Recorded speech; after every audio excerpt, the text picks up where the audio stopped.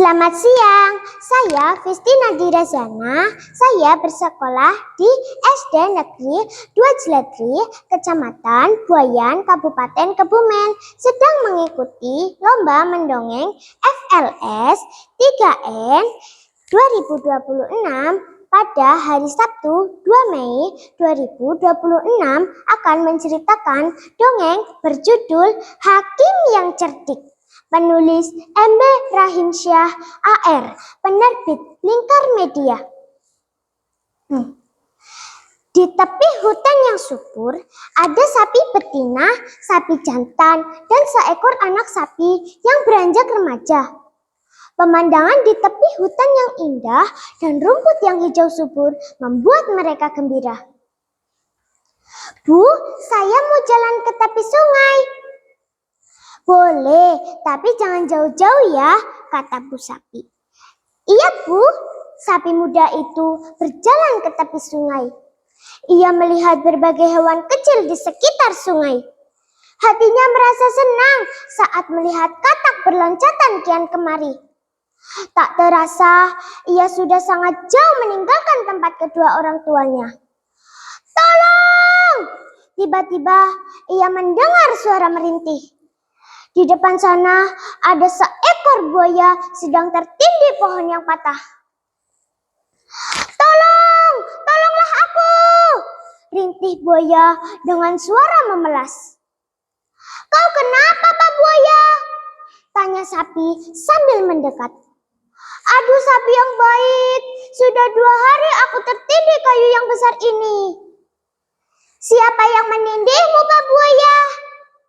Gara-gara gempa bumi 2 hari yang lalu. Sekarang tolonglah aku sapi yang baik. Maaf Pak Buaya, aku tak bisa menolongmu, kata sapi. Loh, kenapa? Kau pasti bisa mendorong kayu ini. Kuat sih, tapi kenapa? Sapi teringat akan pesan ibunya bahwa bangsa buaya tidak dapat dipercaya. Mereka licik sekali, suka makan daging hewan lainnya. Tidak, aku tidak mau, kata sapi. Kalau aku tolong, nanti kau akan memangsaku. Jangan khawatir, aku tidak akan melukaimu. Tidak, aku tidak bisa mempercayaimu. Oh sapi yang baik, apakah kau tidak kasihan padaku? Sudah 2 hari aku tersiksa begini. Tak bisa makan, tak bisa minum. Dadaku terasa sesak. Tapi kau binatang jahat, potong sapi. Oh sapi yang baik, itu kan dulu. Setelah tertindih kayu begini, aku sadar bahwa aku membutuhkan hewan lain. Sekarang aku bertobat, tidak akan memakan hewan lain, kecuali hewan itu telah mati sendiri. Tolonglah aku. Buaya terus merayu dengan berbagai macam cara sambil mengeluarkan air mata. Sapi muda pun terpengaruh dan kasihan. Baiklah, aku akan menolongmu, tapi janji ya, jangan mencelakaiku. Iya, aku janji, percayalah. Lalu sapi berusaha mendorong kayu itu sekuat tenaganya. Dan akhirnya plong. Pak Buaya pun terlepas dari tindihan kayu. Tapi astaga! Pak Buaya itu langsung meloncat ke punggung sapi dan menerkam punuk sapi. Tuh kan, kau memang binatang yang jahat, dengus si sapi. Aduh, kenapa kau menggigit punukku? Loh, aku kan sudah minta tolong kepadamu. Dan sudah 2 hari, sudah tidak makan dan minum. Kau harus menolongku dari haus dan lapar. Dengan memakan dagingku, kata sapi. Betul, sekaligus meminum darahmu. Dasar buaya licik, tak tahu balas budi. Sudahlah sapi yang bodoh, sergah buaya. Terimalah nasibmu, hahaha. Tidak, ini tidak adil, teriak sapi. Loh, ini hukum rimba. Siapa yang kuat, dia yang menang. Tidak, aku tidak terima. Baiklah, bisa bertanya kepada makhluk lain.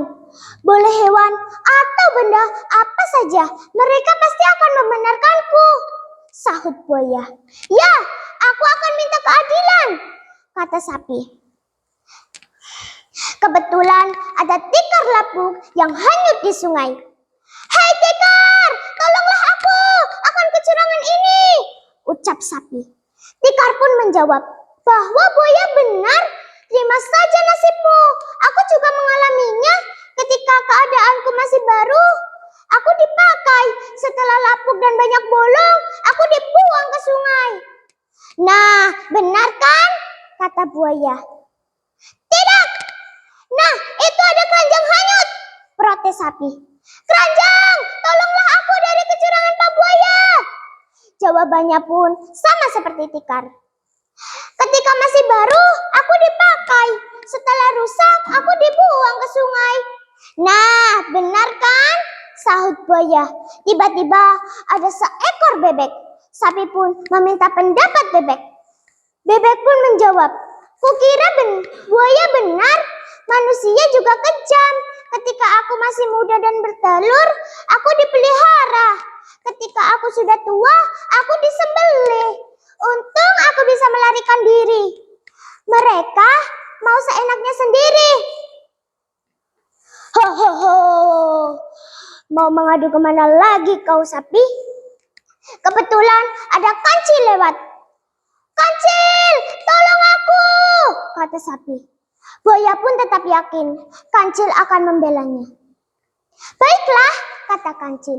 Kalau aku diminta menjadi hakim, aku harus tahu awal kejadiannya, kata kancil. Apakah kalian keberatan jika mengulang kejadian yang kalian alami? Tidak, aku tidak keberatan, kata buaya. Kemudian Pak Buaya dan sapi mengulang awal kejadian yang mereka alami. Sapi mengembalikan kayu besar di punggung buaya. Benarkah kejadiannya seperti ini? Kata kancil. Benar, kata sapi dan buaya bersamaan. Lalu Pak Buaya memanggilku agar aku menolongnya, kata sapi.